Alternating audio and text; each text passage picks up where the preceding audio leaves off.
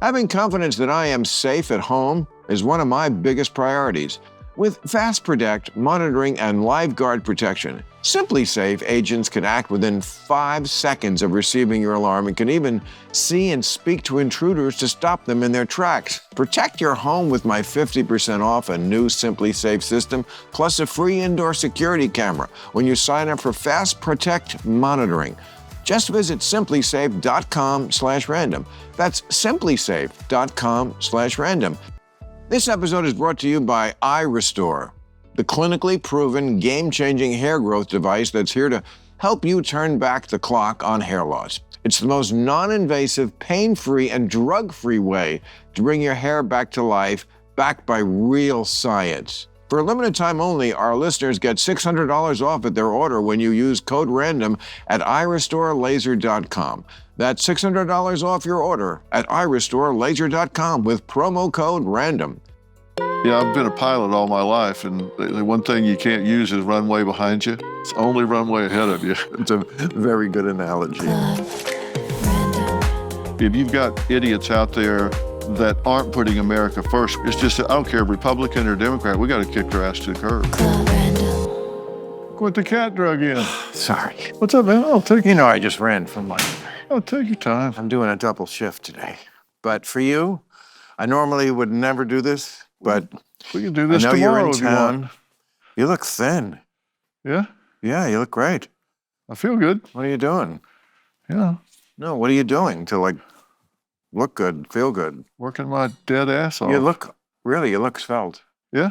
I've been working out really hard. Oh, come on. No, You must seriously. know, but, I mean, I can't be the first one to have noticed this. Well, I've been... You look like you lost, I don't know, 20 pounds since the last time you were here. Yeah, I might have. I don't remember what I was weighing. I don't either, or anything about it. But that's because I was stoned.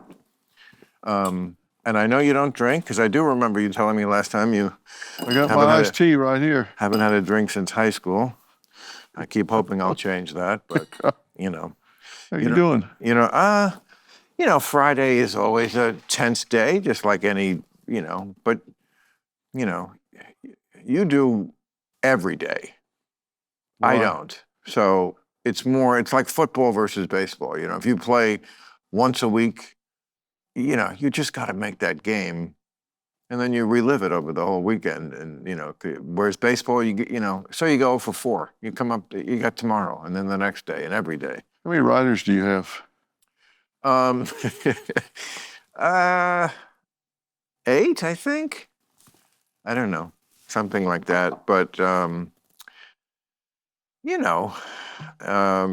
lot of shows have more. But I'm my own head writer. I'm sorry to say, you're the head writer, though. Yeah, most shows, the guy, he gets it culled down from a head writer. My writers, I want them to know I read every single word they ever write. Yeah. I don't want them to feel like something got lost in committee. Yeah. And they all know, you can be outrageous, you can be over the line. I can always edit that out. I want them to be over the line. I want them to push the envelope. I can always pull that back. What I don't want is timid or afraid of, is this too far? It's my job to, be a little too far. That's my niche. It's the delivery, too. I mean, Yeah. you get away with a lot of shit the way you deliver it. Well, I do, but, less than lots of people. Who really gets away with a lot is cartoons. Yeah. I'm very jealous of cartoons. Yeah. And what is this? That's, I'm roofing myself. No, Eyedropper of stuff. it's a way to have diet soda without any chemicals. You just pour this into carbonated water, and also then you go to a sex party with Mark Robinson in North Carolina. Got it. Have you been reading about this guy? Oh, come on. Which one? Who is he? The Republican nominee for governor in North Carolina. Oh, yeah. Yeah. Who calls him? Gotcha. I mean, no comedy writer could come up with this. Yeah. He calls himself a black Nazi. A black Nazi? And also, he's a super Christy, super hard right Republican. like absolutely thinks, calls abortion genocide, but of course he and his wife had one. Of course he was on all these porn sites, used to be a regular at the porn shop. The porn shop, as if that thing even existed. They still have those? Well, no, this is from like the 90s. But like, even when they had them, I didn't know you could be a regular. Didn't they have one at Sunset in Doheny for a long time? That yellow building up there on the corner? A little down the road was the Hustler store. Yeah, that's what I'm talking about. Well, the Hustler store was pretty high end. Yeah. I mean, if you think there can be a high end for dildos, but yeah, the Hustler store was, you know, patronized by, and that was prime real estate in L.A. Yeah, I never went in there, but I went by it every day because 21 years I drove past it going to the Paramount. Did you see Oprah with Kamala the other day? No. No, I haven't seen it yet. How can you, with your media empire, not see something like that and share your thoughts with it with the people who hang on your every word? I was busy empiring. I was in Arizona at 112 degrees with border guards figuring out why Venezuelans are coming through the desert. Everybody says they're not. Can I tell you the answer to this? Because we're America. Because we're a shining city on the hill. And of course, everyone's going to want to be here. Can you blame them? No. There's porn on the phone, Phil. I don't blame them for wanting to be here. I mean, you can order a pizza and jack off before it gets there and never have this leave your hand, except to jack off. Well, I started to say, how do you do that? Well, that's why God gave right? That's why God gave us two hands. Yeah.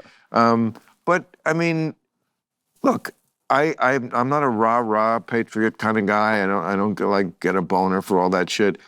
But I do like perspective, and the perspective on the world is America is still the biggest swinging dick. It just is. I mean, it's just a reason why people want to be here. But you got to get off the bandwagon about who's president, he's crazy, and start trying to solve the problems instead of just jumping on the bandwagon about who's going to have the top job. Who has the top job is not near as important as who's solving the problems. So much of what's going on in this country. The guy who has the top job really? Is the guy who, of course, it's his agenda. You don't think presidents set an agenda for the country, priorities? Just the way you, for example, handle your Justice Department, the people who follow the law. There are more people that affect what's going on in our lives that were not elected and can't be fired because they're public servants. You've got these people that have been appointed to these jobs that are passing regulations, not laws, that are determining what we do. This world's been run by bureaucrats we didn't elect. I would say this: if you're a young, respond to what I'm saying. You don't agree with that? I mean, it's so easy to blame bureaucrats. I mean, bureaucrats are bad, but try to have a society without them. What is the alternative? You have to have humans do these kind of jobs. It's like our justice system. Is it awful? Yes, but it's the best of the possible options we have. What's better? Jousting? A trial by fire? See if you float? I'm a big fan of the jury system, but I'm telling you. But what else is there? I'm telling you, it's the best of the worst. We've got people that have no accountability that are passing regulations that determine what we can and cannot do. And these aren't people that we elected. No. I live in California, sweetheart. Don't tell me about regulations. Yeah, tell me. I mean, well, just a personal story. In this thing that you say is such a Shangri-La, I'm a very simple man. I have one house, one car, and one plane. A simple man. Okay. So when I bought this house, it had a 3-car garage. Well, memo to the people who built this house, that was never a 3-car garage. Unless you were driving little Japanese cars or something. Scrambler. It just wasn't. So at some point I was like, this is a 2-car garage. Just to change that over, 3 inspections. I should have no inspections. I can't fix my garage door without the state of California getting involved. this is the kind of stuff that really pisses people off. And people who aren't like me, who like have a steady take on the center, I think, you're not going to actually get me all the way over to vote for Donald Trump because you made me go through 3 inspections for my garage door. But I get it. And if I was a different kind of person, yeah, maybe you could get me there. I think you are that kind of person, and you are there, and they did get you there, even though you don't admit it. But I'm not going to be there. But yes, the state of California drives you batshit insane, and it's infuriating because, I mean, some of it is so counterintuitive. I wanted to put solar here. It took me 3 years. I was bitching about it on my show, and it didn't move them. Can you imagine? They're so arrogant and so entrenched that even a public embarrassment every week did not move them until it finally did. But wow, those are people who are pretty secure in their jobs. Like, I was publicly shaming them every week. I want to do something that the state says is good for the environment, be a good citizen, save myself from money. And I couldn't get the fucking solar hooked up for nonsensical bureaucratic bullshit reasons. You just have to show up with a camera crew to get your permit. Right. That works. Right. Why, have you done that? Well, I'm just saying, I would suggest it. It helps if you show up with a camera crew. What do you think of these people who go undercover? Like, there's the one, I forget his name, he's on the right who does it. But now people on the left, they just did it to somebody where they get them thinking that they're somebody else. It's like a Borat thing, you know. And then they get them on tape. But, oh, it was somebody who was pretending to be a reporter and was interviewing, I think, the owner of the Washington Commanders, somebody who owned a sports team. And he was saying some things that, do you know the story? No? You don't follow the news? Jesus. Well, anyway, depending on what you call news. This was pretty big news. He was saying things that got him in a lot of hot water. I mean, there were, I'm trying to remember exactly what it was, but it was something like, you know, our job here at the team is to, even if we have a shitty team, is to sell hope. And they made it sound like, oh, this is some great scandal. No, that is a sports. Sports isn't doing anything for us except diverting us. Yeah, give us hope. It's entertainment. It's entertainment. I'm just saying, so this was an undercover thing, and they do this a lot now. Do you think that's cricket, or do you think that's... I think subterfuge is a bad idea. I think you got to be transparent. I don't like sneaking up on people. No, you certainly have made that your, signature in your career. You're a blunt guy who says it. I mean, that's the secret to your success, I think, is that you say what a lot of people are thinking, you say it plainly, you say it out there. You know, you're never cruel, but you're not going to spare them the true skinny as you see it. I've had people confess to murder on the show. I mean, I've had people come on and basically say, yeah, well, right, I did it. You don't have to sneak up on them to do that. Right. If you just know how to interrogate somebody, ask them questions. And if they haven't watched the show a lot, they don't.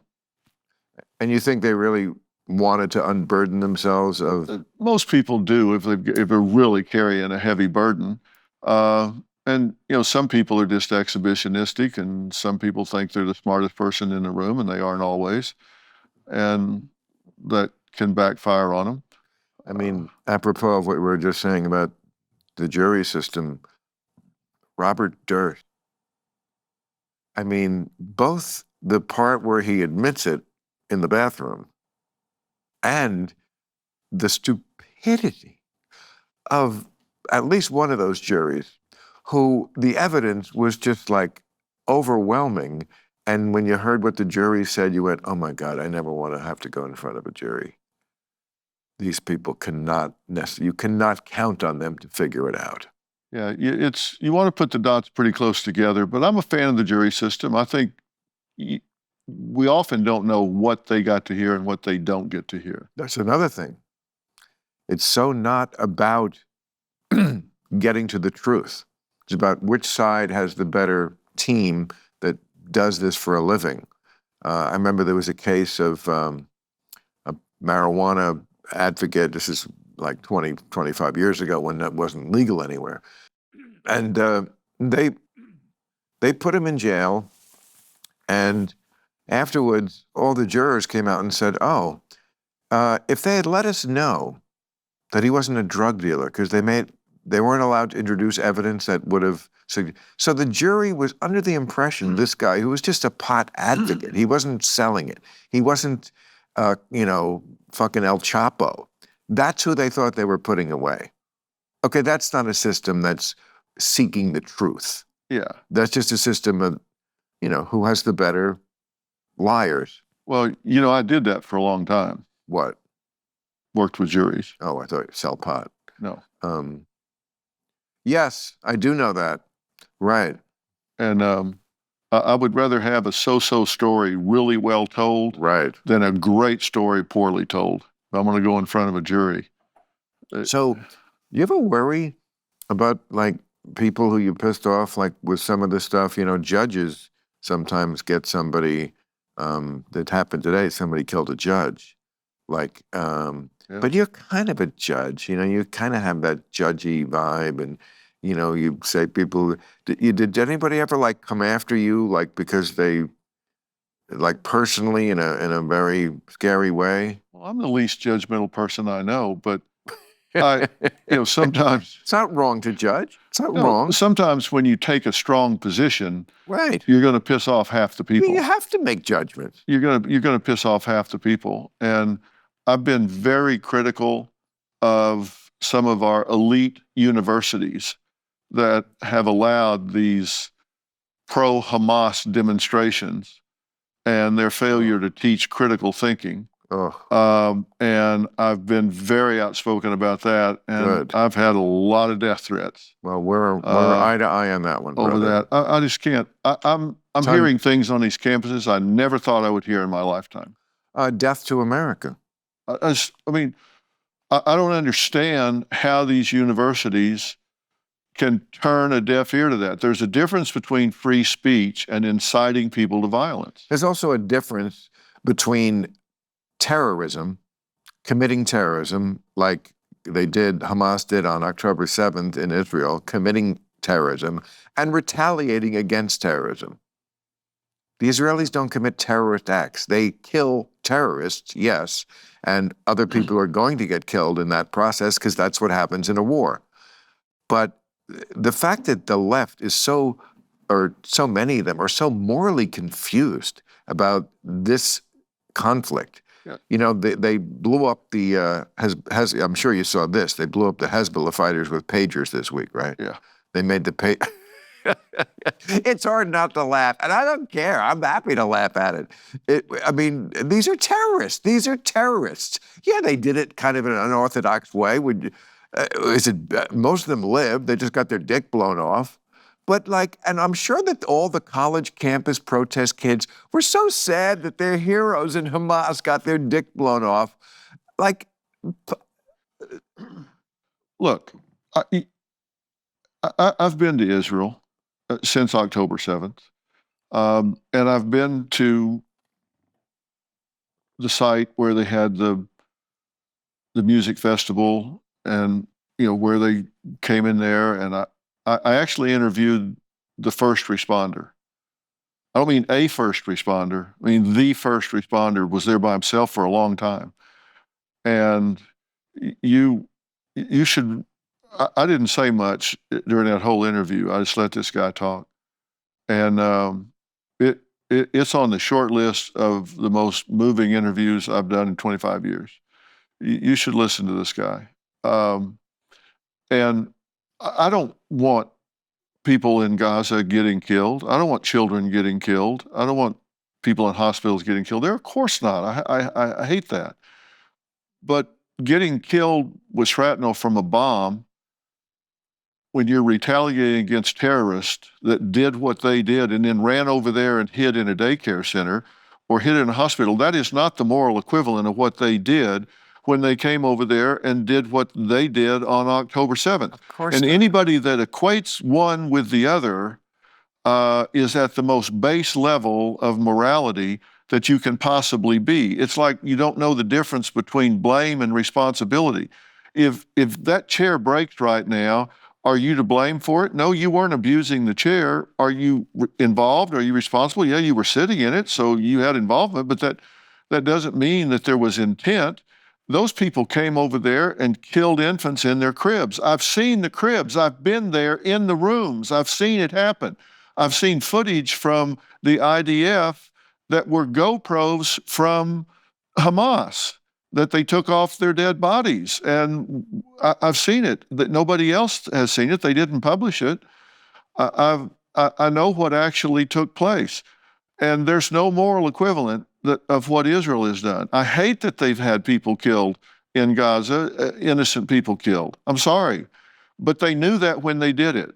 Did they think they were going to go over and do that and then they were going to go, hey, I wish you wouldn't do that again?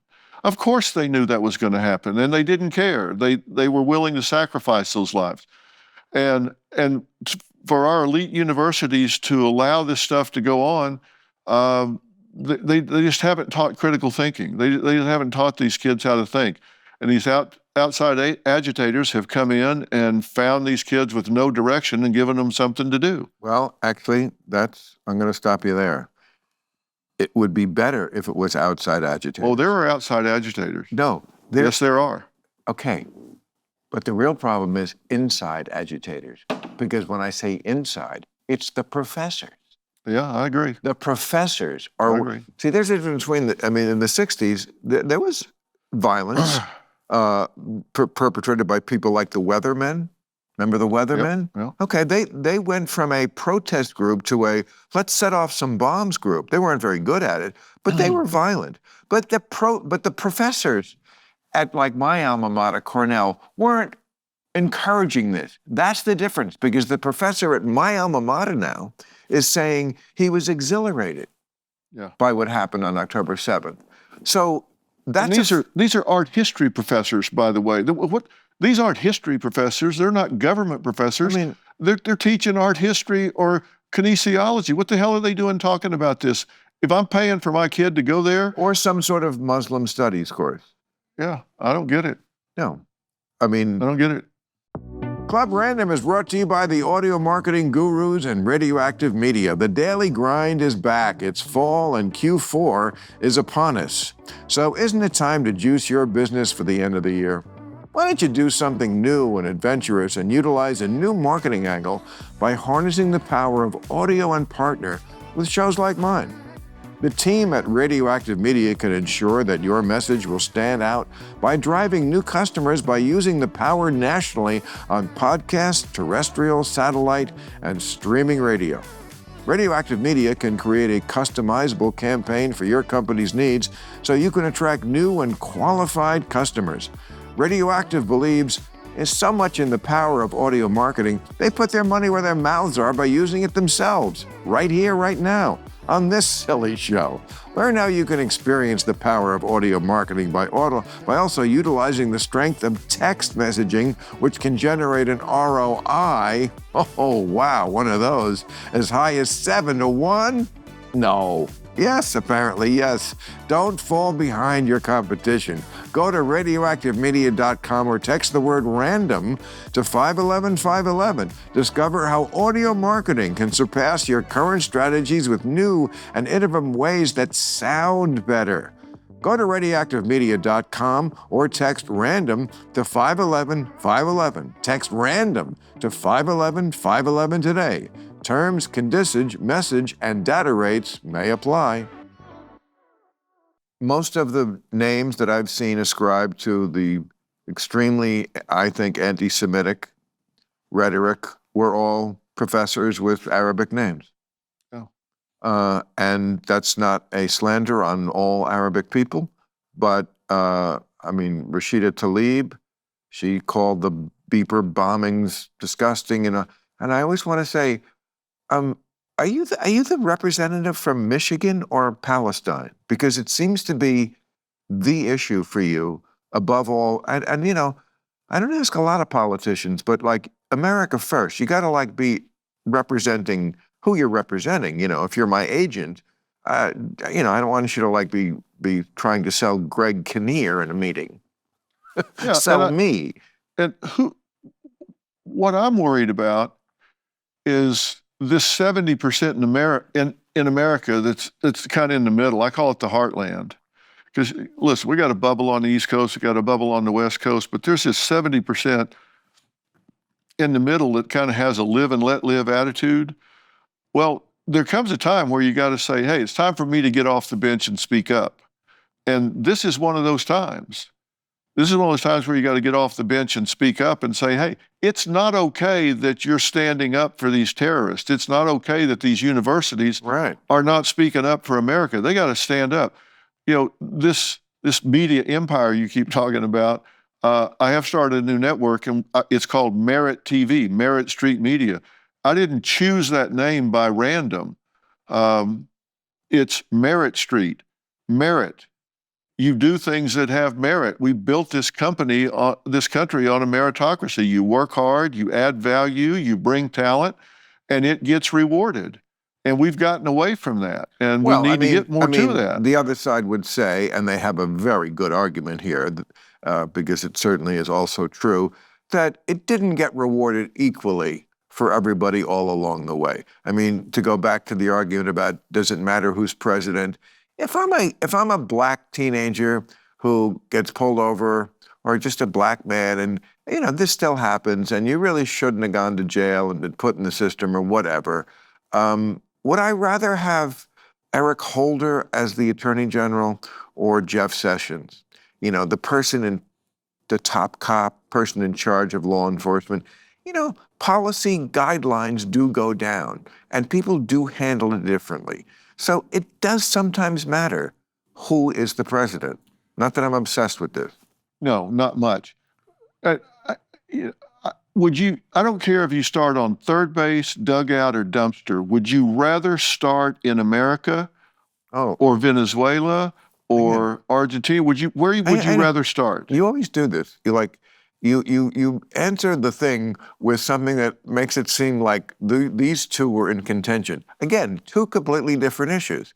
Yes, America has been uneven in our history of how we treat people, and of course, I always say that. I just said it in a big speech. America is still the shit. America is the place that you'd want to be. I think, no, look, there's plenty of countries that are fine, and there's a reason why Belgium doesn't empty out and come here, because Belgium's a perfectly fine country, and they're used to it, and lots of countries are. But, for lots of people, especially poor people, who could get here, who have a way to get here, Venezuela is fairly close. You mentioned Venezuela, and Haiti is fairly close, and Mexico is practically a neighbor. Yeah, they're going to be attracted here, to come here, and you can't blame them. And then we just get into the argument about what's the best way. And of course, if this country wasn't so fucking R-word, we could just easily come to the obvious thing that most people agree on, because you said, like there's this on this side, and there are those fringes. But I don't want to take from each side. I want to make each side bend a little. And you could do this with almost every issue. Can we agree that we need immigration? Yes. Most people would say, yes, we do need some immigration. And then mostly, could we just keep it to the people who legally come here? Yes. The fact that we can't get to that just tells me about our psyche. It's more your field. There's something wrong up here, that the people with this much money, and like you say, they're not stupid, that they can't get to the answers or the healthcare one or any of them. Some of it is greed. Greed stops a lot of things from happening. Some of it is inertia. Some of it is just hatred. Some of it is just that Americans are spiritually so empty that they just feel shitty about themselves. Their life is nice. They have things, and the convenience is off the hook. But at the end of the day, do they really feel good? A lot of them don't. And that's when they do stupid things and make stupid choices. One of the biggest problems is we do things today because it's what we did yesterday. And when your primary reason for doing what you do today is because it's what you did yesterday, instead of because you made a conscious choice to do what you did today, then you've got a real problem. And that's where we are in America. Well, yesterday I got stoned and today I'm getting stoned, so I guess I'm part of the problem. You're part of the problem. But look, you got, and if that's what you choose to do today, It is. more power to you. Thank you. You know, one of the first thing I Thank say, you. I wrote a book called We've Got Issues. How to Stand Strong for America's Soul and Sanity. Big seller. And it is. I know. And I said, number one, I put out 10 things that you got to have for a good culture. And number one was be who you are on purpose. I will. Be who you are on purpose and own it. I mean, and don't just get up and do today what you did yesterday just because and the only reason is it's what you did yesterday. But what if what I did yesterday I liked? Then do it again today. I'm doing it. Then own it. But that's what most people don't.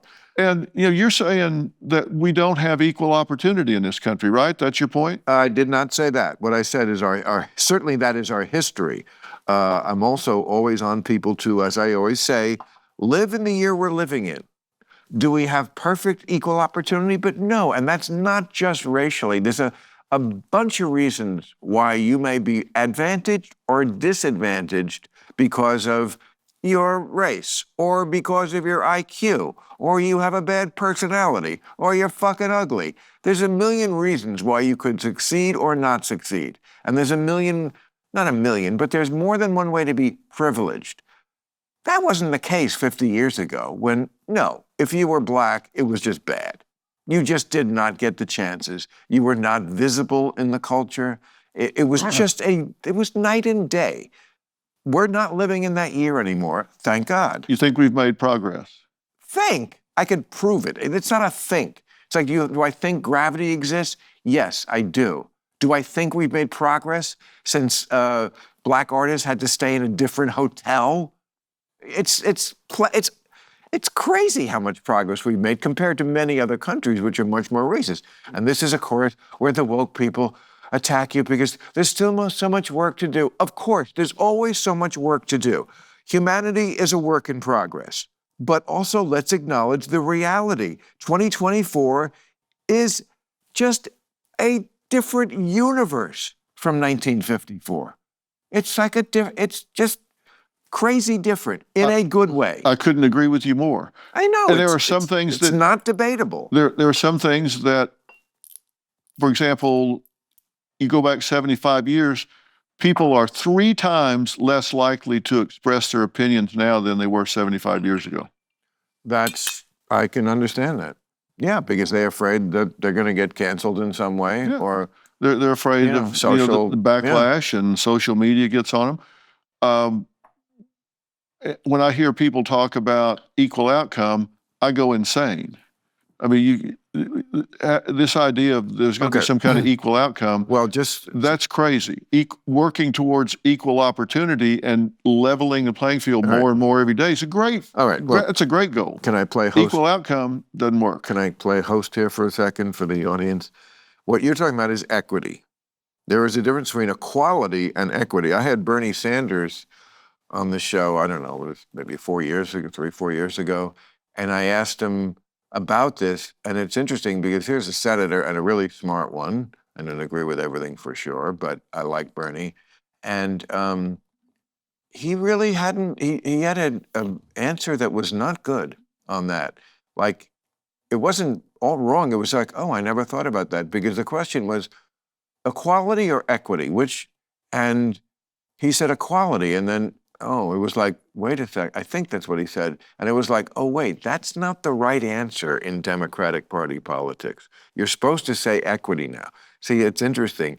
Like, if you just asked him and got him his actual thought on the subject, because he's an old school dude, old school liberal, that was the answer, equality. Equality. People should just be judged by the content of their character, not the color of their skin. That's not what equity is. That's what you were just talking about. Equity is demanding a certain outcome. Now, there is some argument for that because the difference in opportunity was so night and day wrong for so many hundreds of years. There has to be some remedial measure. I believe in some remedial measures. I think, for example, should we admit more blacks perhaps then are actually, I guess the Supreme Court just ruled on this, so it's a moot point. We're not doing this anymore. Into college? Oh, they are. Yes, I think we owe that, and it helps society because we do need a society where there are as many black lawyers as white lawyers. But when they get to college, can they have their own black dorms? No. That's plainly racism in reverse and the opposite of what we're supposed to be moving for. Black dorms, like all black, anything where you could do it in reverse and people would go, what? I mean, if you suggested it, oh yeah, we just want to have an all-white dorm, we're just comfortable with whites.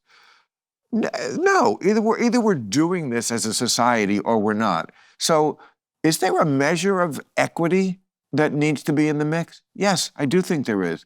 But mostly, yes, we got way too far away from equality and merit. If you're going to do that, you need to, and I think you could make a huge difference in one generation. Here's the issue.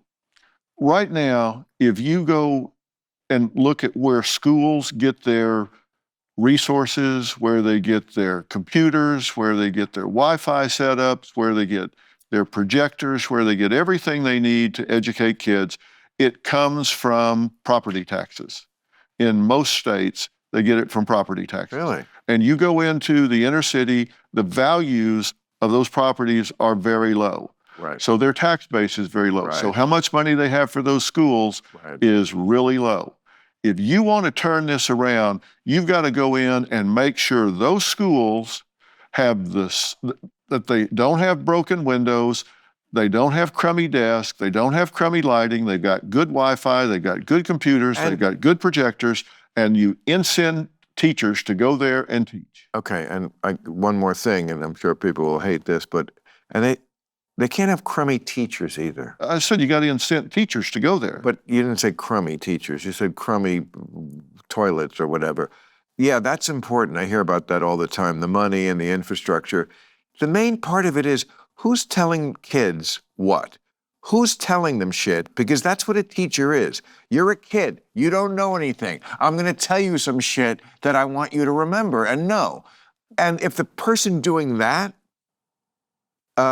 doesn't know much or has like political views that they think are more important than just giving the kid the information, and that's a big problem with a lot of schools these days, and I'm a supporter of teachers, my sister's a teacher, okay, and I'm sure there are still many, many great teachers who do a great job, but there's too many also. I've seen the videos.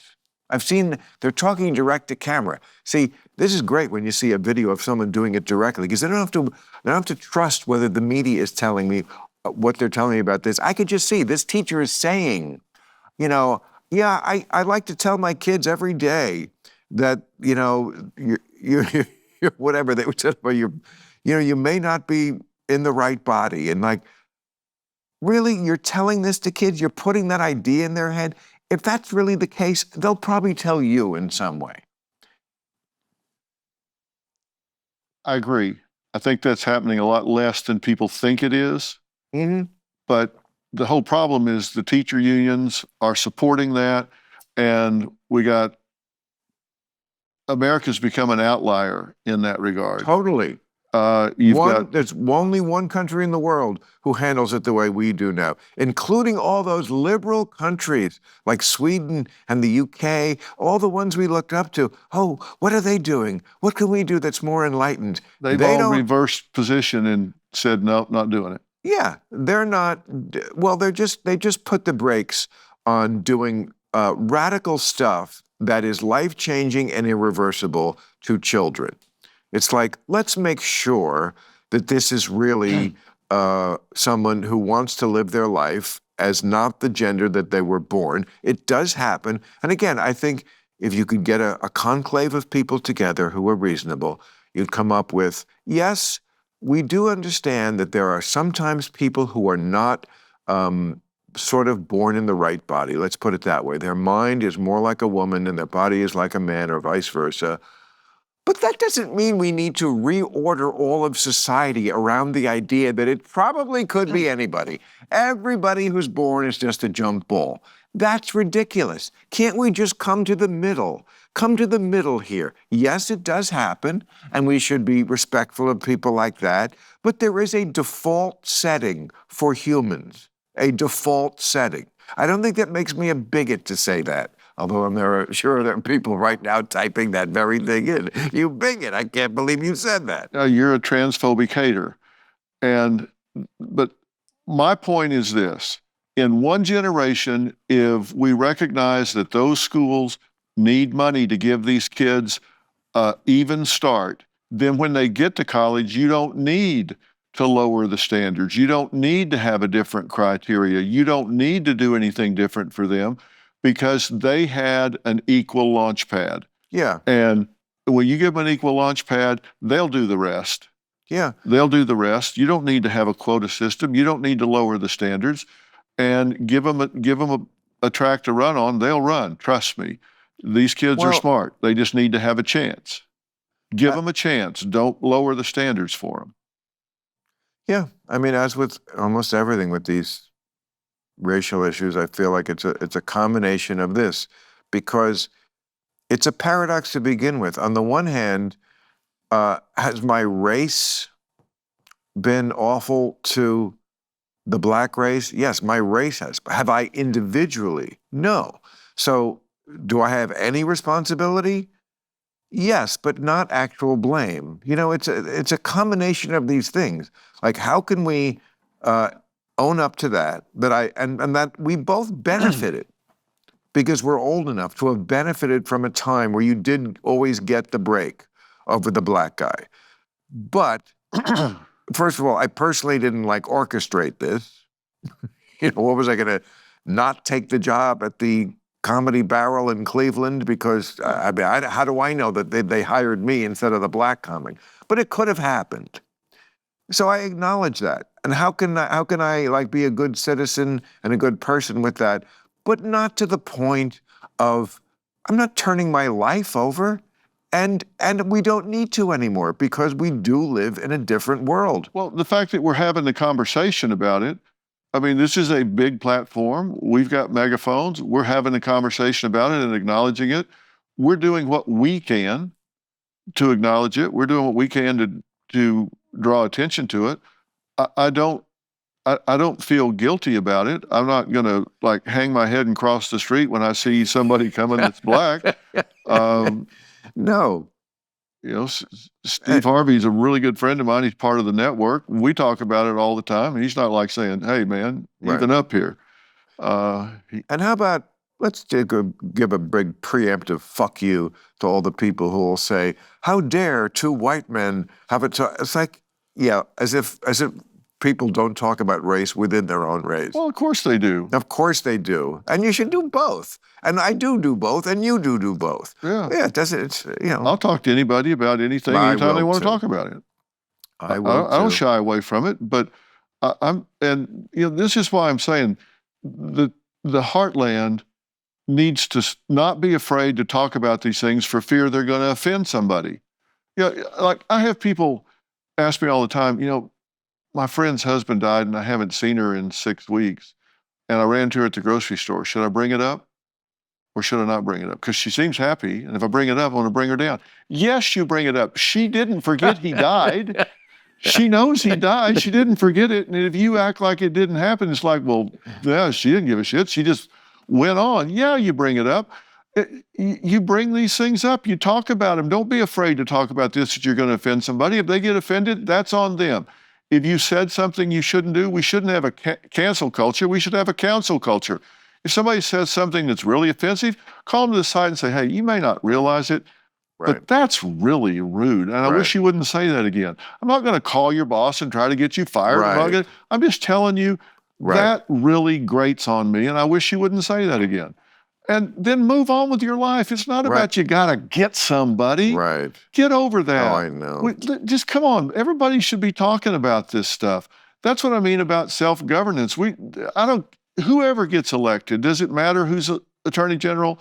Yeah, maybe. Do they set the agenda? Yeah. Do people follow it? Maybe, maybe not. I don't know. But we have to be self-determinant. It's up to us. We gotta Yeah. quit blaming everybody. It's up to us what we do and how we decide. You got to get up and work hard and make your own way and quit blaming everybody. Yes, that's certainly one of my big complaints about the roster of things that I think didn't used to be on the left. And one of them is victim culture. They people do really, it's almost like an identity, which is very odd. And I understand the concept, and maybe you're a good one to ask about this because you have professional training in this area, but I feel like people need an identity, even if it's a shitty one.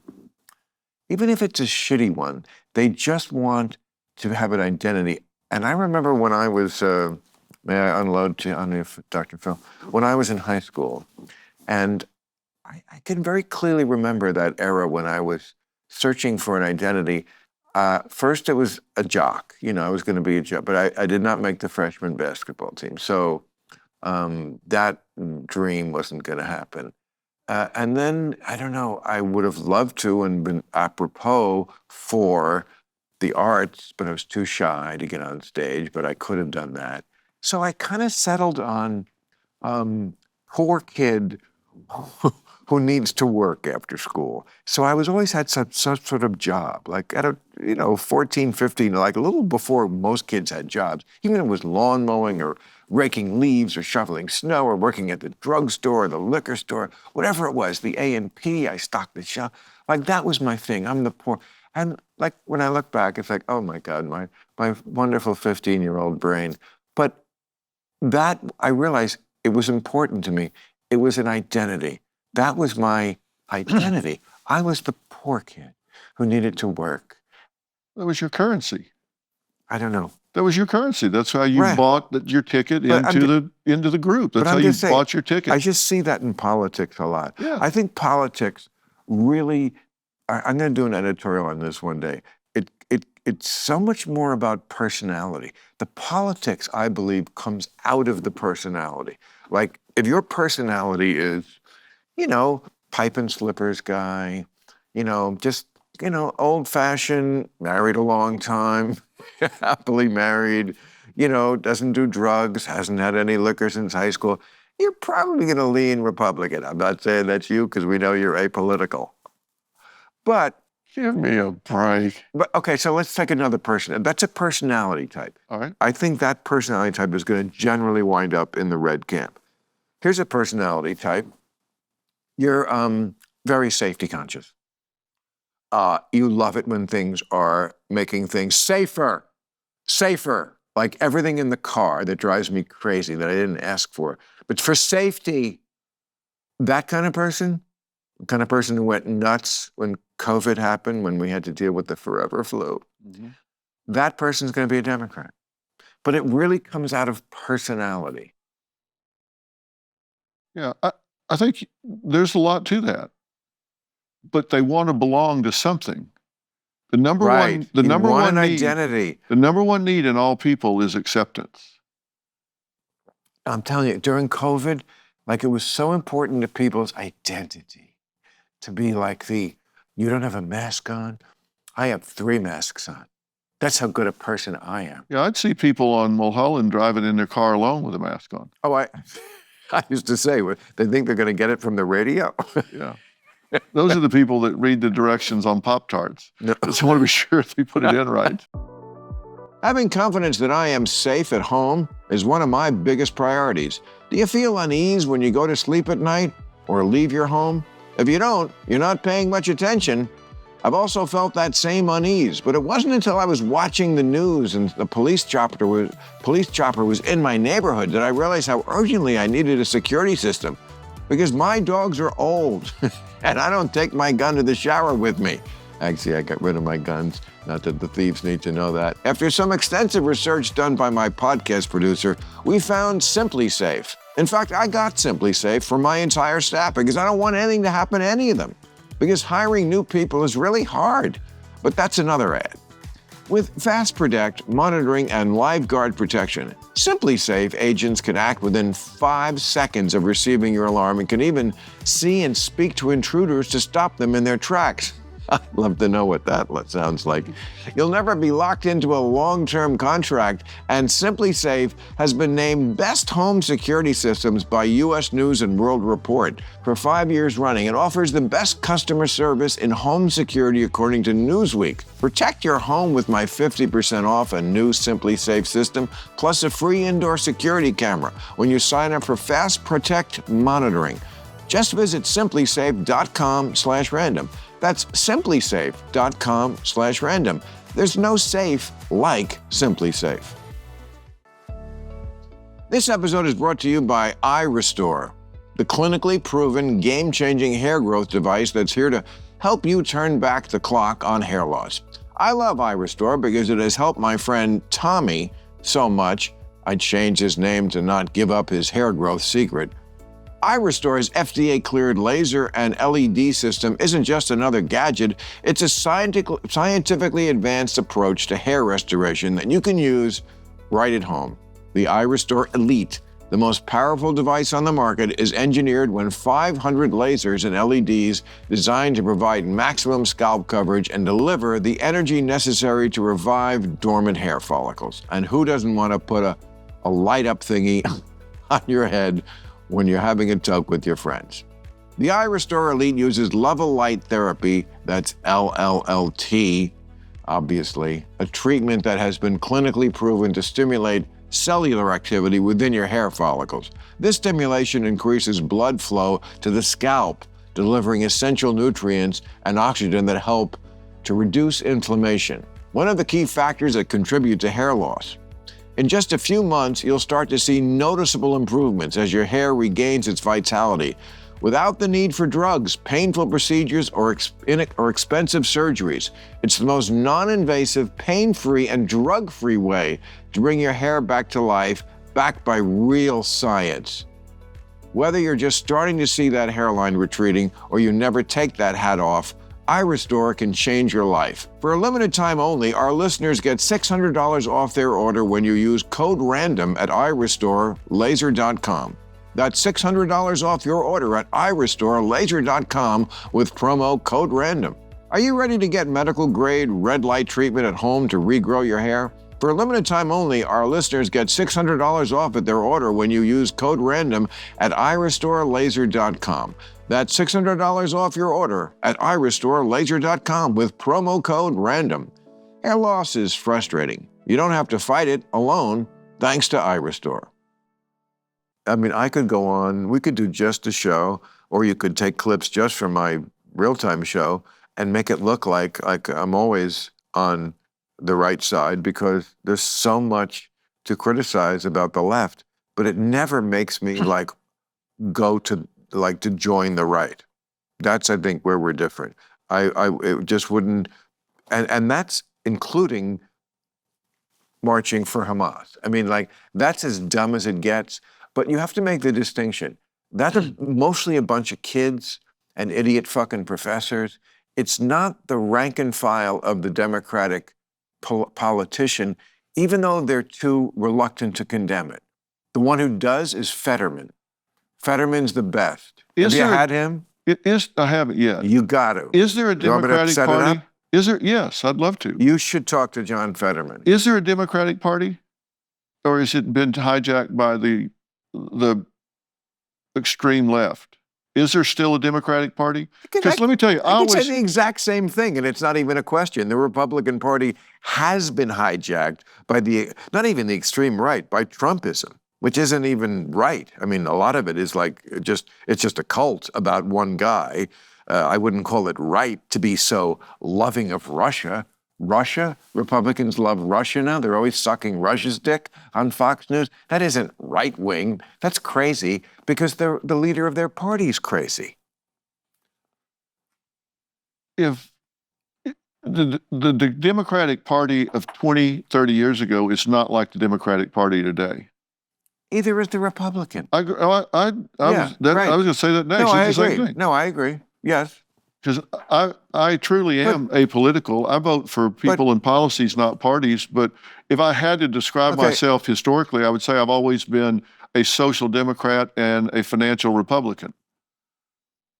Do you ever have a Jewish girlfriend? Mm, You were very pro-Israel there a minute ago. no, I don't think so. No? But like I say, I've been with the same woman 50 plus years. Right. So it's been a long time. Okay. Jewish mistress? That was a loaded question. Really? I didn't think so. Very clear no. I know. Very clear no. But I'm just saying we've got to do something here that, independent of who gets elected president, this country's got to wake up and start being more self-determining than depending on who's in office. And if you've got idiots out there that aren't putting America first, we got to kick their ass to the curb. It's just, I don't care if Republican or Democrat, we got to kick their ass to the curb. We can't have those people contaminating and poisoning the ideology. But see, the Democratic Party is better at self-correcting. Like Kamala, her speech at the convention was very pro-American.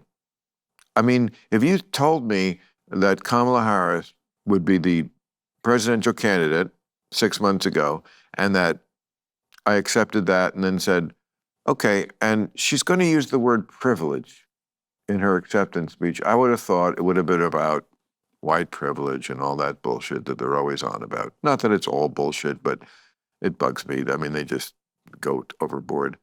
But that's not what her speech was about. She said it's a privilege to be an American, which is music to my ears. Well, like, that's what that party needs to hear. You don't think she wrote that speech, do you? I don't, what politician writes their own speech? Maybe Obama. But who gives a shit? She said it. That's what matters. She said it. She gets it. And and by the way, immigrants get that. She's from immigrant stock. They get that. You're lucky to be here because you could be there where you walked 1,000 miles to get away from.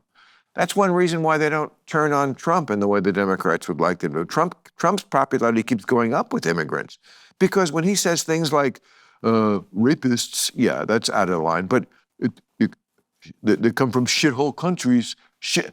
They're like, fucking right, we came from a shithole country. Why do you think we swam here through shark-infested waters or whatever the fuck they did? We did it because we came from a shithole country. This man speaks the truth. And now we're not in a shithole country. And, you know, I mean, there are more inspiring slogans than we're not a shithole country, but I mean, that's a start. It's a start. And there's too much about this country that does resemble a third world country, not least of which is a wannabe autocrat who does not believe in conceding elections. That's certainly a mark of a third world country. But, you know, in general, America is good, especially compared to the way the rest of the world acts. I feel like the Democrats have gotten back on that message. They're back on that page. Whereas the Republicans, to your point about, like, don't change. Okay, everybody at the Democratic convention who spoke was part of the tradition of the Democratic Center. Joe Biden, Hillary Clinton, Bill Clinton, Obama. The Republicans had nobody pre-Trump. George Bush, no Mitt Romney, nobody representing McCain. It's like that Republican Party didn't exist before Trump because they're not on board with the cult leader. So there is a difference. What do you think America is going to do when they have time to figure out all of the people that lied about Biden's condition? All the people around him that lied about his condition? Not me.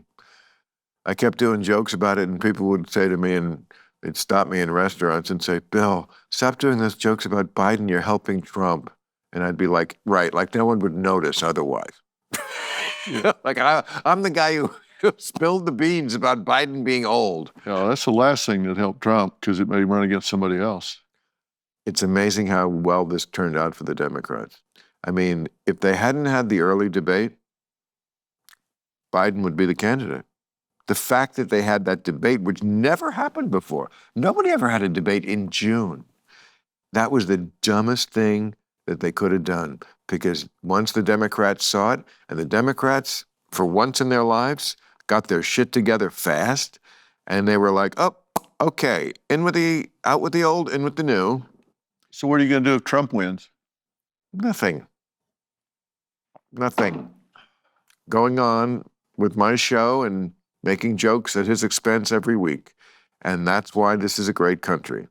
Because as crazy as he is, he didn't do anything about it the first time.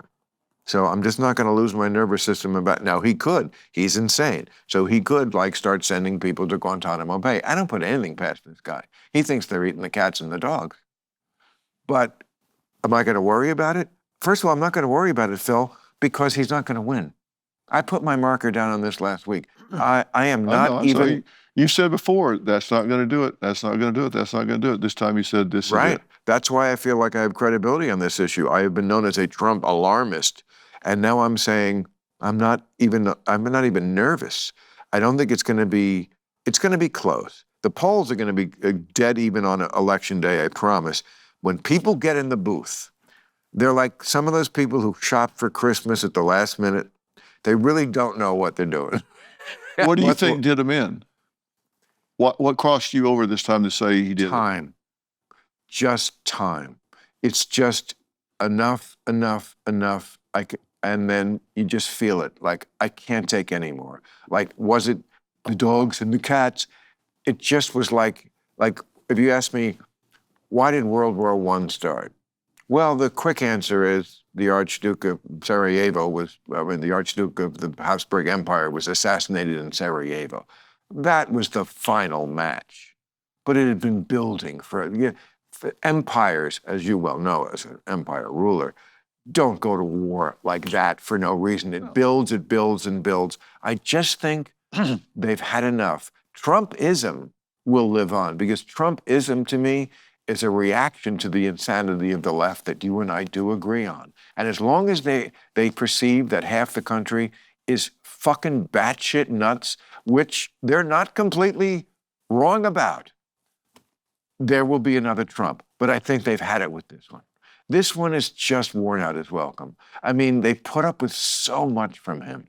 The trials and the women and the yickiness and the insanity and the Laura Loomers and the, January 6th, all of it they put up with, and still not even letting go of the 2020 election. It's just like, enough, It reminds me of guys I know who I knew were not happily married for a very long time. And then there was like one day when it was like, I just can't do it. I just can't. I know this is going to be so painful. These roots go deep. We have children, blah, blah, blah. I'll lose my money, whatever it is. I just can't do one more day. And then they divorce, and then they marry the first girl to give them a hand job. It's so sad. They just fuck it up again. But it reminds me of that. So you think he's just worn it out? You think people are just going to get fatigued? Enough. I feel category fatigue. I mean, it's just going to be, we're talking about a few 100,000 people perhaps, but I think it's going to be a little closer than that. First of all, she's definitely going to win the popular vote, as Democrats almost always do now. But I think she will win. I think he will, of course, go batshit insane, as he always does. He won't accept it. His followers, I think, I don't think their heart will really be in it, as it was in 2020. Some of them, there's lots of people who will always be in the bunker with Mrs. Goebbels, taking the poison and giving the poison to the children, because it's better than living in a world without National Socialism. I make an analogy, but I don't say he's a Nazi. But I think for most people, it's just fatigue. Yes, I think it's time. I compared it to Joe McCarthy. People got tired of Joe McCarthy in maybe 2 or 3 years. But, he wasn't in their face every day. Media was different then. But he was very Trumpian, and he was very big for that period. And then it just, it was a little like the end of War of the Worlds. Did you ever see War of the Worlds? Mm-hmm. the Spielberg version. Oh, it's so great. Tom Cruise and you know they're getting their ass kicked by the aliens, and then the ending is just and then they died. Then they got a virus or something. They got COVID, and and suddenly it was just like, and then they died. And Do you agree that both sides need to tone down the rhetoric? well, we talked about that on the show earlier today, and the point about rhetoric is he's a peculiar messenger because he calls people scum, vile, vermin. I mean, this is Hitler kind of talk, vermin, enemies of the people. So he's just no one to talk. What I said was, look, I'm not going to hold my tongue to say something true just because some borderline person might take that as a reason to kill him or vice versa. I can't worry about what borderline people are going to say if I say he's a threat to democracy, because he is a threat to democracy. So I'm going to say what I think is true, but you have to play by the same rules. And they don't play by the same rules. They play by rules where they're literally threatening people, where they're basically saying, we don't want to have to kill you or use our Second Amendment rights. But if you push us too far and you keep winning, yes, we're going to have to do that. I mean, they say that out loud. Who?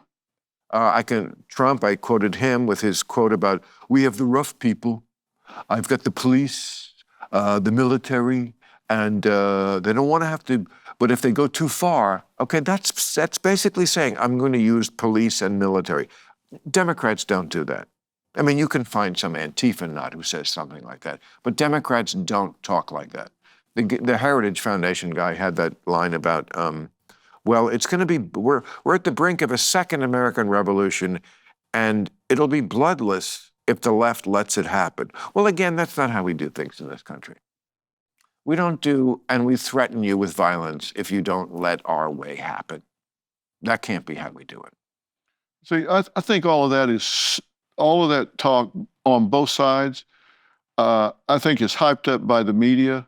I think it is bad for this country. Media, I'm quoting. I don't think, well, I know, but I don't think that has to be in everybody's face every 30 minutes, news alert, breaking news. No. I don't think we are as divided We're not. as the media makes it out to be. That's true, too. I don't think we're that divided. I We're think not. if you go talk to people throughout America, I don't think they feel nearly as alienated from their counterparts as everybody makes it out. So how do to be. we marginalize both fringes? How do we make them the bad guys, which they kind of are? Oh, I couldn't agree more. And that's what I'm saying about this 70% in America. They need to stand up and speak up. And you know Frank Luntz, right? Sure. Frank Luntz, the pollster. Yes, he actually hung around our show for that was like 20 years ago. But yeah, I like Frank. I was at his house one night. We had students there from USC, Democrats and Republicans, that were really hostile students. And they had gotten into some real problems on their websites and were name called, really some bad blood between them. And we spent about 3 hours with him one night at his house, kind of facing off with each other. And I got them to do an exercise one night where they had to stand up and face each other face to face. Couldn't say anything for a long time, just had to look each other in the eye. And I really encouraged them to make eye contact and regard the other person as a human being and ask themselves, wonder what this person went through today. Wonder if their mom is healthy. Wonder if they've had a loss in their family. Right. Wonder if they have a pet. Wonder if they're struggling in their classes. Wonder if they're holding. You know, anything. Just regard them as a human being. That's what I'd ask. And then I had him answer a couple of questions and then had him circulate through the room and do it over and over again, and then had him sit back down. And this took about 5 minutes. And the change in the room, it's online, you can take a look at it, was astounding. Where they said, you know what? I really am embarrassed that I haven't really thought about that person as a human being. That's I thought awesome. about him as a Republican, or I thought about him as a Democrat.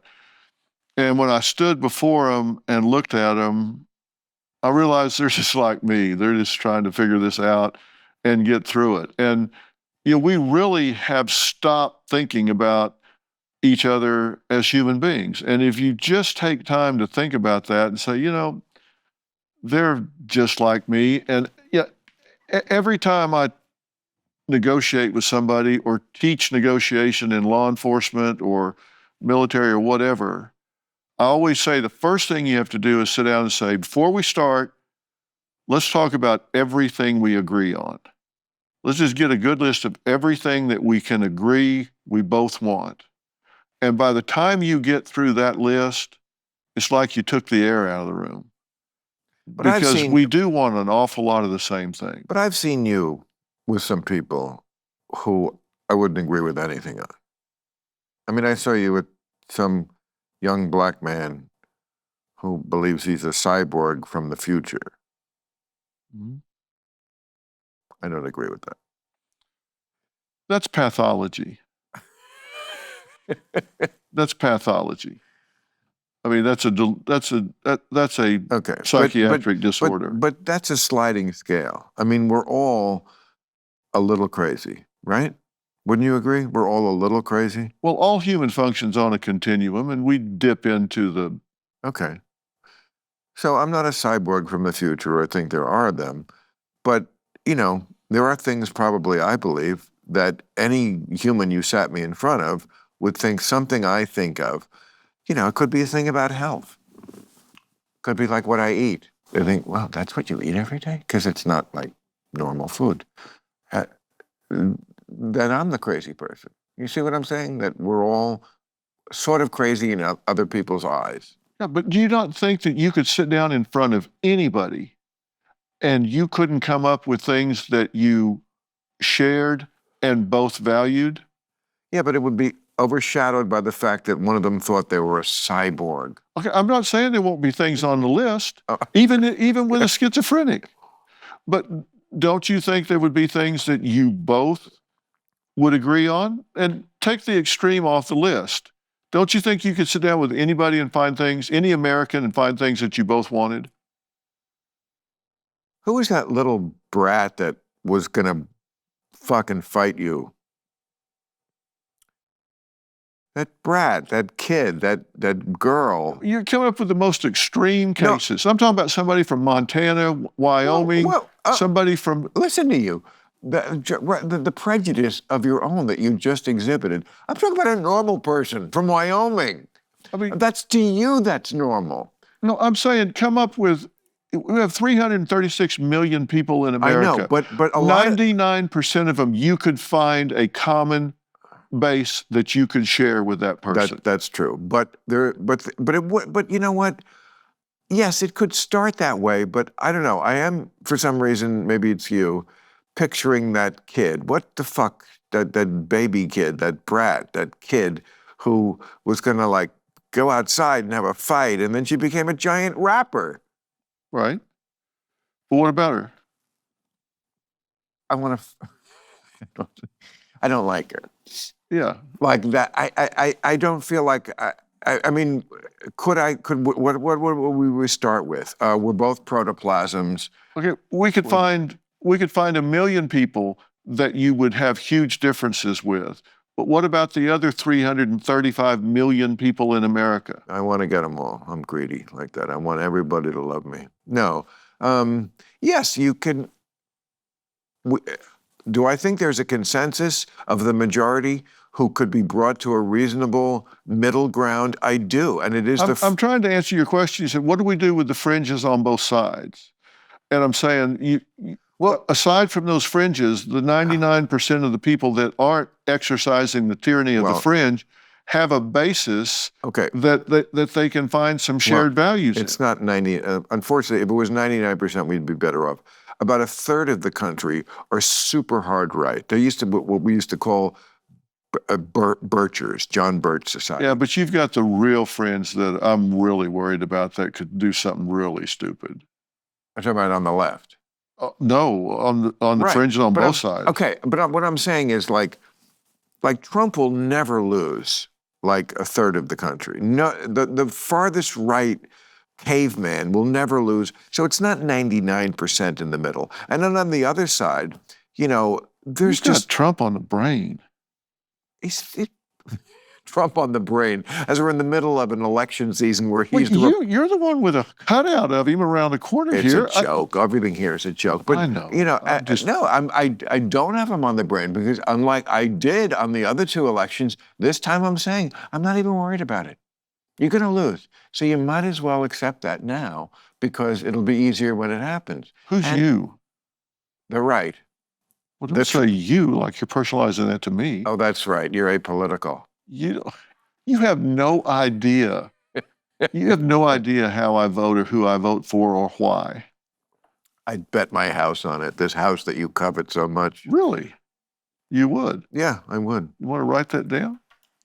Well, it's a private ballot. You shouldn't tell me, and you shouldn't have to tell me. I'm just saying, people can usually read between the lines, and it doesn't make you a bad person. It doesn't make you a bad person at all. I mean, I feel so much better now. Yeah, I know you do. That's my job, is to make you feel better. Because who's Dr. Phil's Dr. Phil? See, that's the thing. I mean, I come to you to be validated. It's like when Frank Sinatra was getting laid. Who did he put on the stereo? You know what I'm saying? Who fills the dentist cavity? Yeah, you're my Dean Martin. I come to you. Who's gonna shrink you? You're my Dean Martin. Me. Exactly. Yeah. Well, the higher you get, the better it is. No, I want to know if you're happy. Are you happy? I'm pretty happy. You are. Yeah. How about you? Yeah. Oh, yeah. But I'm not married. Yeah. So it's not a mystery why nobody knows you're happy. You're just happy with yourself. I let a little bit leak out once in a while, but then I clean up right after. Yeah. Now, boy, did you see all the freak stories in the news this week? Just today, I read about Matt Gaetz at parties with underage girls who were naked. He says a Haitian ate their clothes. No, kidding. Okay. But, okay, I remember about Matt Gaetz. Did you read about the dude in New York, the COVID czar? I did. The COVID czar telling people to mask up and not move and hide under the bed until the forever flu went away was not just going out. I mean, it was a scandal here when Gavin Newsom went to a fancy French restaurant called the French Laundry. This guy went to sex parties. First of all, I want to see how good a sex party is for a COVID czar. Like Puffy's sex parties, those people were hot. I mean, I'm not saying he was doing the right thing. He seems like a monster, but I'm guessing the people were hot. But I want to know who was at the COVID dude's sex party, because I just am picturing the nude beach, which is always, you go and then it's like, boy, all the wrong people want to go to the nude beach. Yeah. Yeah. What was my question? I have no idea. I think this is so. I think you went off the rails right after Matt Gaetz. Oh yeah, there was Matt Gaetz, the dude in North Carolina, the guy Mark Robinson running for governor, who was a denizen of porn shops and was on Nude Africa, this website, as governors do, Nude Africa and Black Nazi, and watched girls in the locker room. Like he checked every single box. And the COVID guy, so it looks like everybody's just doing freaky shit. Well, not everybody. Well, okay, that's a lot. You had a pretty good day. To go from the governor of... You had a pretty normal day, right? You just went to work and came back. No, well, I had a normal day. I got up, lit the bong, had unprotected sex with a Haitian, burned the American flag. Ate a cat. Then had my coffee. Took fentanyl and went to work. Yeah, did the show and rushed here. Apologize for being late, but... I appreciate you doing it at all. No, this is a great way to spend it. What are you normally doing on a Friday night? Are you home Play tennis. Um, at night? yeah, I have lights. Oh, I'll bet you do. But wait till all the people die and there's no one to fix them but the Haitians. I Then what know. are you going to do? Play tennis in the dark? No, No. I'll have a Haitian out there, or You'll be at the grill with the cats. Come on in, guys. I'll have a college professor that got fired. Cats on. I'll have a I'll have a college professor out there that got fired for not teaching his course. Here's a hamburger. Who wants a dog? No, an actual dog. But do you have date nights? We do. Yeah, we go out. Oh, you always go out on a date night. No, but sometimes we do. I mean, she likes to go out. We go out when we want to go out. We stay home. We do both. Where do you go when you go out? It depends on what city you're in. Last time we went out was Vegas. We went to Oh, Vegas. yeah. Yeah. We had our anniversary, and Oh. so I had to do some stuff there. Yeah. Always good to fit in your anniversary with a working weekend. Yeah, this is actually during the week, so. Right. I mean, come on. What did you expect? You to give up a Wednesday? Oh, she likes Carrie Underwood, so we went to see Greedy. Carrie Underwood. Hell of a great that's show. nice. Yeah. Hell of a great show. And we like Carrie. We know her and spent some time with her and saw the show. Oh, you got her backstage? Great show if you haven't seen it. Oh, If you haven't seen it, great show. I'm guessing this worked out well at night. Yeah, she that was a good anniversary there. Well, you always have to approach the mind. Yeah.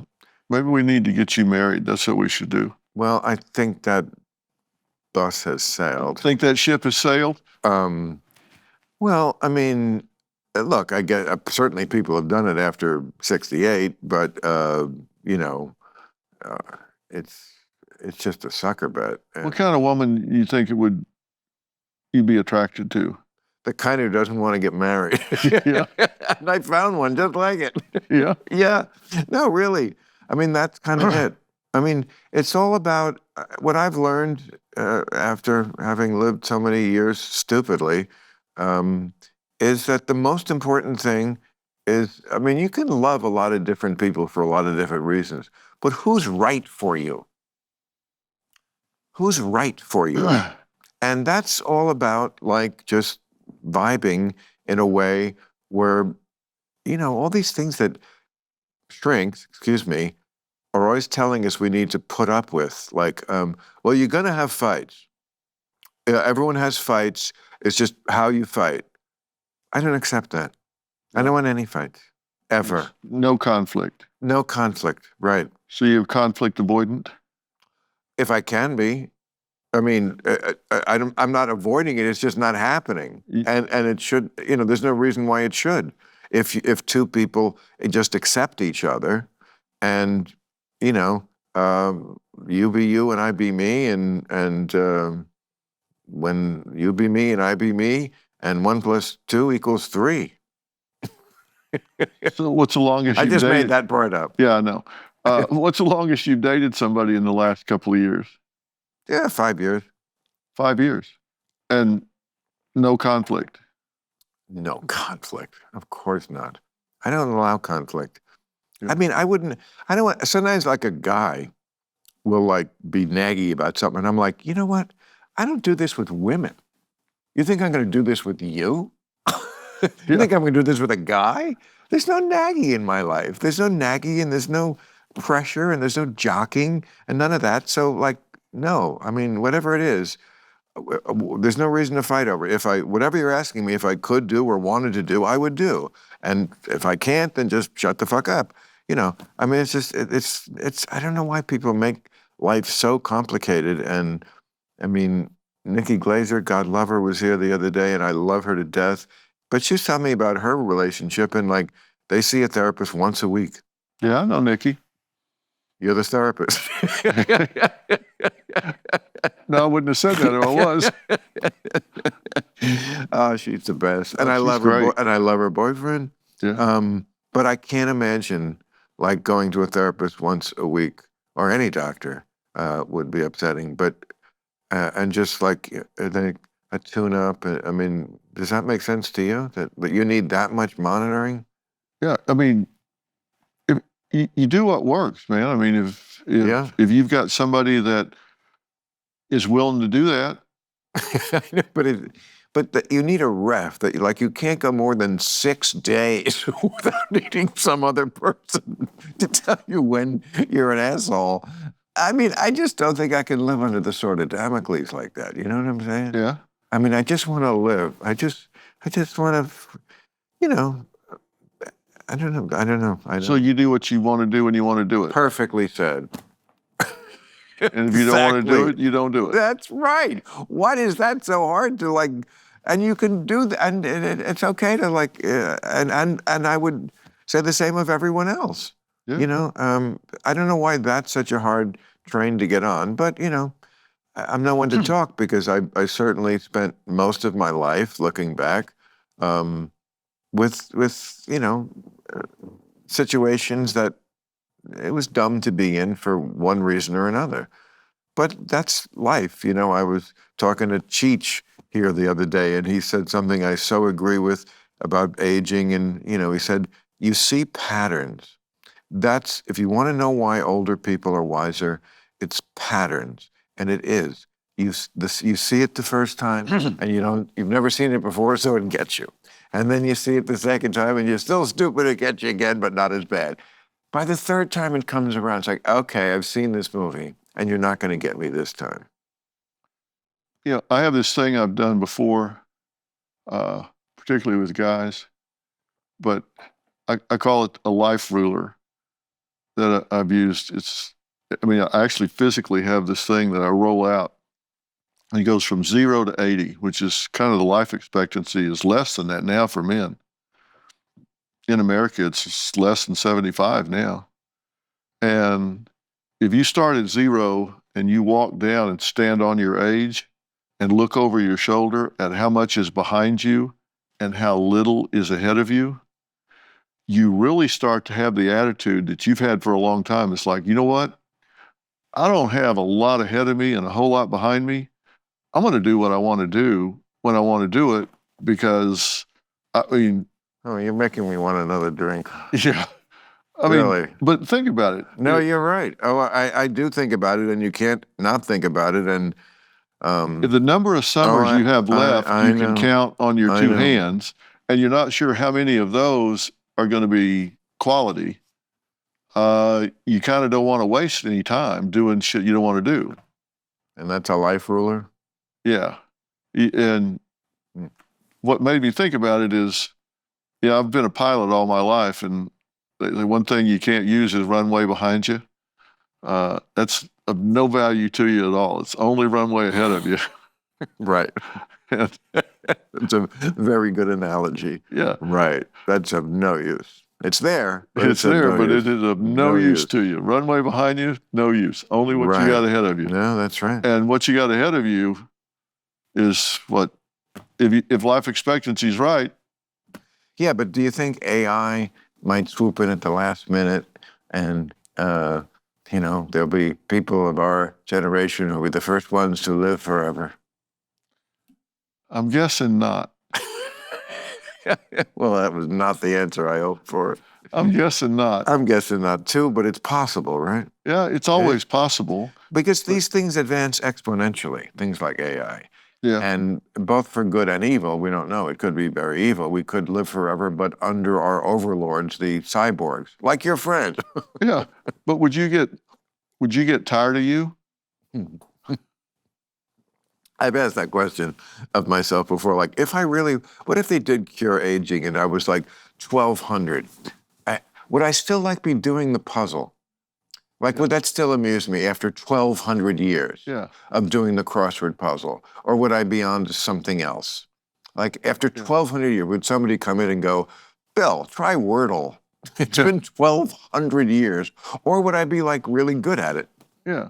I don't know.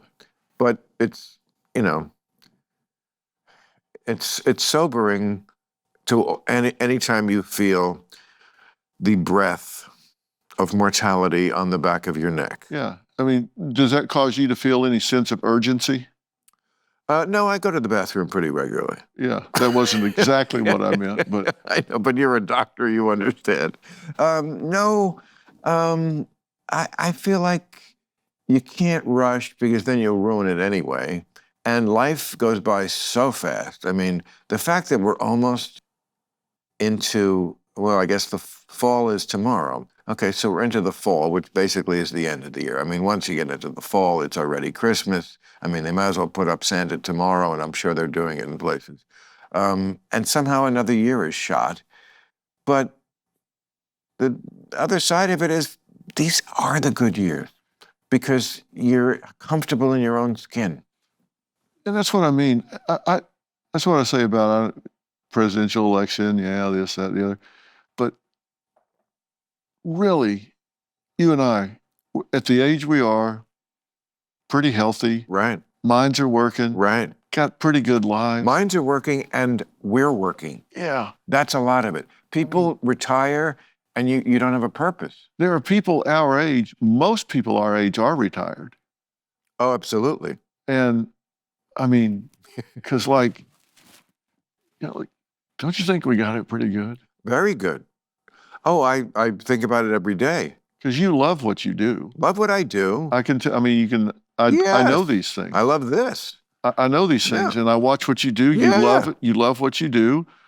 And it's not work to you. If you're ever fortunate enough that your avocation and vocation are the same thing, man, and you're Yeah. getting paid for it. Yeah. And the worst job in entertainment is better than the best job outside of entertainment. Yeah. I mean, when you start looking at the money, it's crazy. Let's not give people a complete misimpression.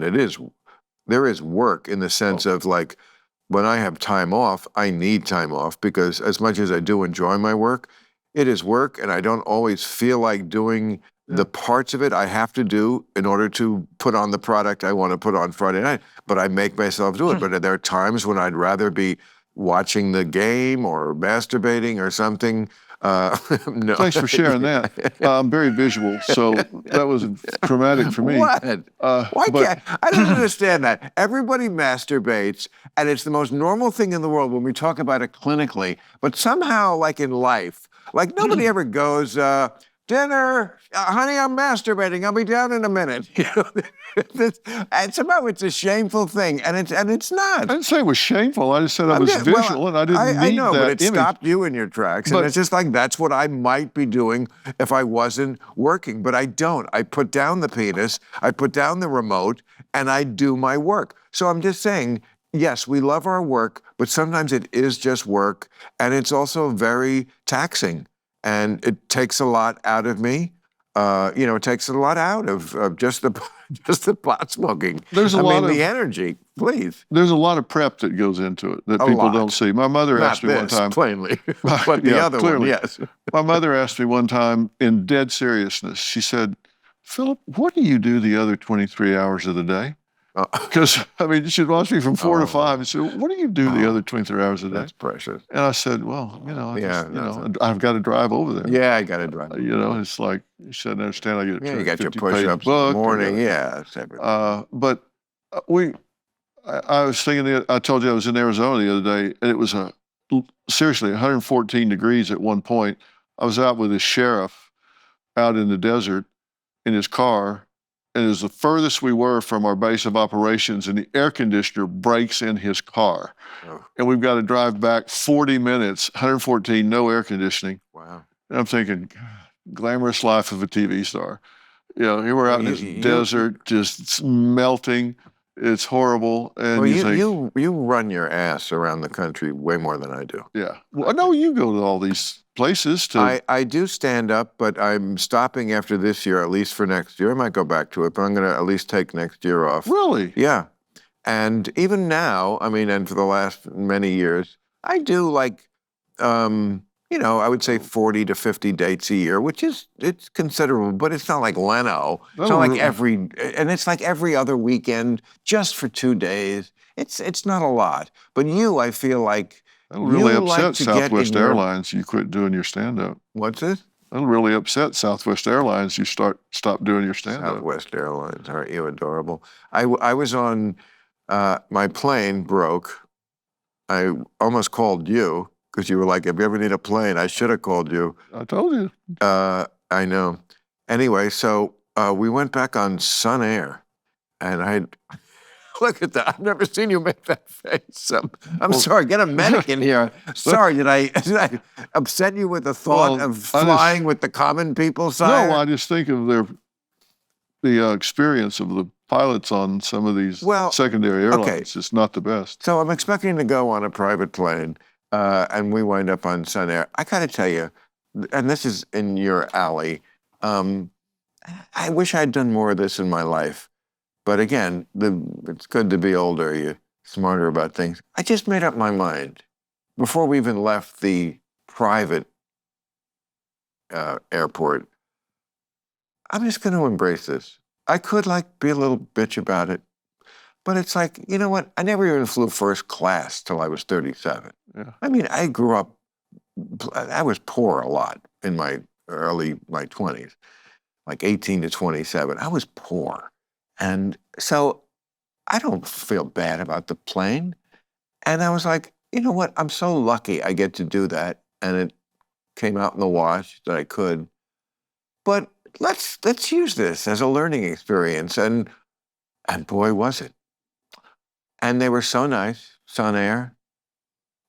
Thank you, Sun Air. You got me home. But what people put up with, it's good to be reminded. First of all, the COVID thing.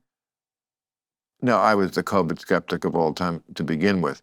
But now, it tripled that because the idea that we locked down the whole country, everybody had to wear a mask everywhere, and yet on the plane, planes were still flying, even if you had a mask. Everyone's like this. I mean, and then you have to take it off to eat. You couldn't devise a better way to make sure the disease was spreading except to put people in this tube, this cylinder, have them eat with them, serve food so they are eating with the mask off, and then land someplace so they disperse to a new area. And I was like, oh, fuck you people with that. Yeah. Okay, so, but Sun Air, they were great. They were so nice. And I remember the stewardesses were flight attendants. See, the last time I flew, they were called stewardesses.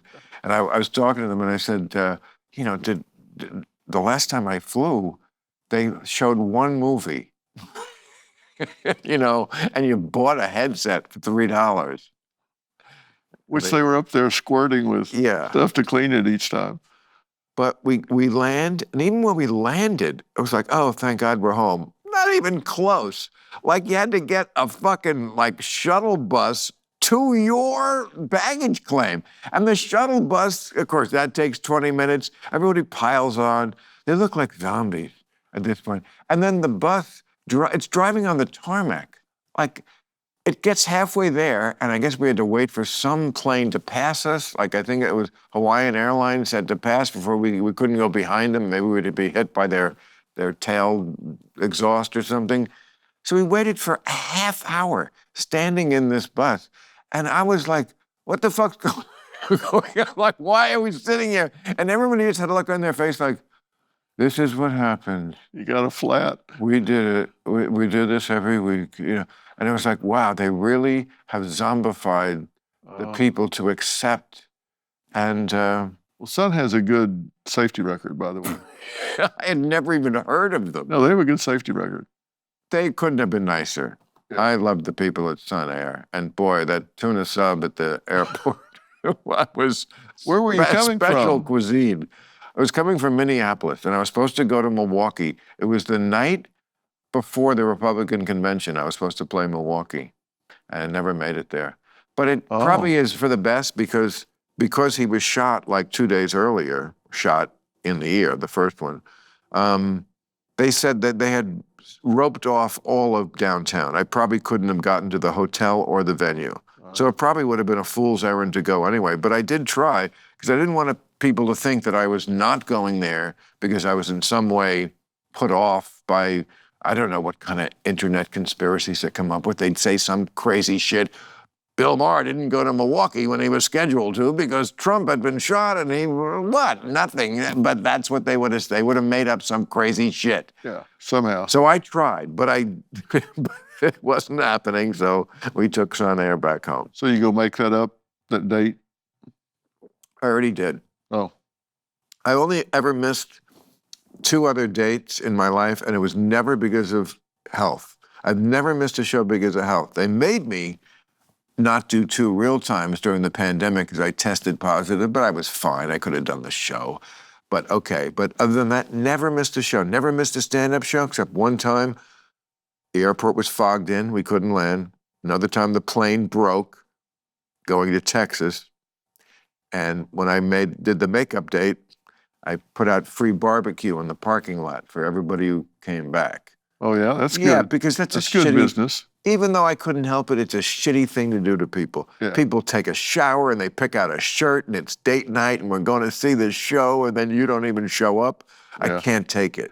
All these rock stars who show up 3 hours late I never or don't understood show that. up or canceled shows. Yeah. How awful. Yeah, that's terrible.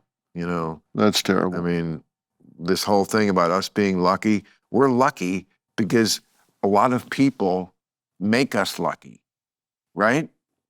No kidding. I mean, without them, nothing. Yeah. Nothing. Yeah, I don't understand these leaving audience standing there for 3 hours. When I say our show starts at 9:30, at 9:29:59, I mean, first beat of that music goes and we're going. Madonna does it. Really, Madonna? You haven't proved by now that you're cool. We get it. You're Madonna. You're iconic. You don't need to and I can make you wait 3 hours. It would be so much cooler not to do that. First of all, it's been done to death. You know, when I've had big names on the show over the years, the bigger the name, the smaller the ego. I mean, I've had like the 3rd runner-up from American Idol come over with an entourage that you got to open the gates for. And Stevie Wonder shows up 20 minutes early for his call time and brings donuts for everybody. I swear to God, the bigger the star, the smaller the ego has been my experience. Yeah, he thought he was in New York. Yeah, probably. Anyway, yeah, well, that's generally true. I mean, I know there are exceptions. There are exceptions, but I know what you're saying, that the people who have no reason to be insecure because their place in the firmament of show business is so secure. And, you know, security, not that I have to tell a shrink like you, is like a lot of it, right? Yeah. How secure you feel. I mean, that again, not to be always lauding what's great about age, now that we have so few moons left ahead of us, now that you depressed me about that. Got you depressed now, brother? You're going to go home and say, oh, God. But one of the great things is that, just being secure. It's like, of all the things that probably fucked it up with women in the era, and that era stretched on for quite a while, when I was trying to impress women and go out with women, and it's insecurity. They can smell it on you. It's not attractive. It's not sexy. It's Axe body spray. It's psychological Axe body spray. It's a big turnoff. And when you have it, when you have true security, because you can't fake it, because they can smell that on you too. Oh, yeah. You know, they always put out these books when I was a kid. How to Pick Up Women books. You'd see it in the ad of National Lampoon in the back of National. So, how to pick up women. And it was always some scam about basically presenting yourself as something you totally were not. As if you could even pull this off at that age. And you can't, even at any age. They can smell that on you. Like, you know, pretend you don't really like her. Well, she's going to know if you really like her or not. Did you buy those? I don't think I ever bought one, but we kind of all knew what they said. I don't remember ever having one, because if I had one, I'd still have it, because it's the kind of artifact I would not have thrown away. But I certainly remember the ads, and that was always the basic gist of it was, you know, like, play hard to get. Well, she doesn't want me anyway. I don't think this is not really improving. She's not going to notice. Yeah, exactly. She's not going to notice. Yeah. Don't act interested. Yeah. Well, she's got her back to me. How is- Yeah. Way ahead of you. That's hysterical. Yeah. You could have written a book. Right. Exactly. So, shit like that. And then, later on in life, when you're less horny, which helps a lot because it makes you less desperate. And when you're less desperate, you're more attractive. Yeah, they can smell desperation. They certainly can. They really can. It's one of their great assets. Yeah, that and marijuana, they can smell on you. Well, As soon as you turn the corner, here comes Desperate Bill. Smell pot desperate and Bill. desperation. No. Okay. All right. Well, I all should right, probably release you back into the wild, All right. but this. Well, thanks for doing this. Oh, Thanks for talking about Merritt Street Media. I'm proud of it. It You got to is- come when you're going to do a Dallas show. You got to come by and see me. of course. I've got 5 acres under roof there, and we're doing all kinds of stuff. If We have a if I'm live ever- audience. if You I'm get ever right in off. Dallas again. No, really. Do you come to Texas? Well, I do, but now that I'm not doing stand-up Yeah. next year, like the only reason I ever went to Dallas, not that I don't love Dallas, was that. I bet you had good crowds in Dallas. But now that I have more free time, great. I mean, I love places like that. Yeah. Because, I get a mostly liberal crowd, but they're not a stick up their ass woke crowd. Yeah, And Dallas that's is my not that kind way. of crowd. No, No, I love Dallas. I'll send the plane for you. I'll go Sun Air.